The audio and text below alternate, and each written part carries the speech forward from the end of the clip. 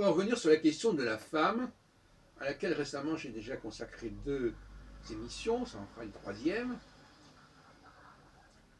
sur la conscience, la prise de conscience de la femme en ce début de XXIe siècle, prise de conscience souhaitable et souhaitée.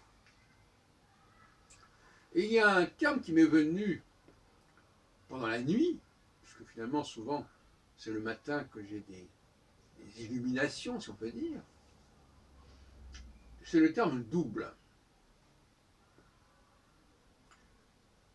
Oui. La femme est-elle un double de l'homme? Une doublure même, exactement. Alors ça nous renvoie bien entendu à l'interprétation du chapitre 2 de la Genèse, avec la formule Ezer Kenegdo.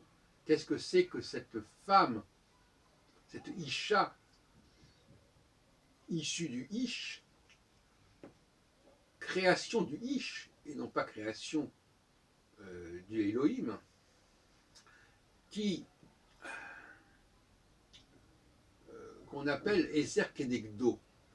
Et on ne sait pas très bien traduire cette formule, un auxiliaire, une aide, Negdo voulant, il y a une racine qui veut dire contre. Bon, on ne sait pas très bien ce que ça signifie, mais je dirais que c'est une sorte de vis-à-vis, et j'aime bien le mot doublure.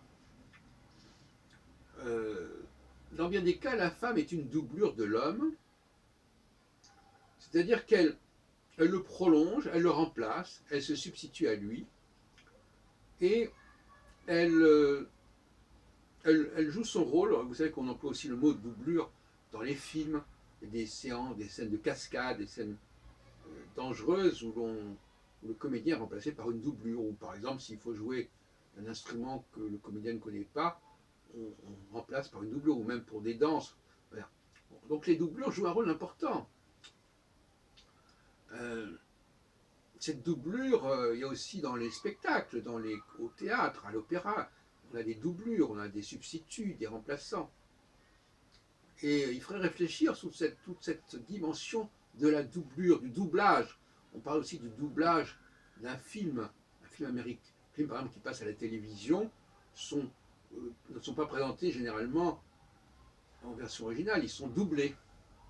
Ils sont doublés. C'est-à-dire qu'il y a une autre voix qui se surimpose ou qui se substitue à la voix réelle du comédien. Il y a des comédiens qui sont d'ailleurs réputés pour faire du doublage, pour être la voix de Kirk Douglas ou de je sais pas qui.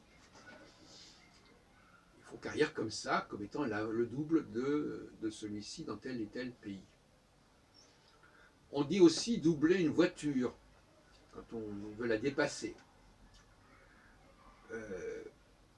Et donc, je crois que l'expression est heureuse. La femme est-elle le double de l'homme? Voilà, je crois qu'il faudrait poser le problème comme ça. Et puis je voudrais aussi parler de la présence ou de l'absence plutôt de la femme dans la philosophie occidentale antique. Personne ne contestera que la femme n'est pas un élément de la pensée philosophique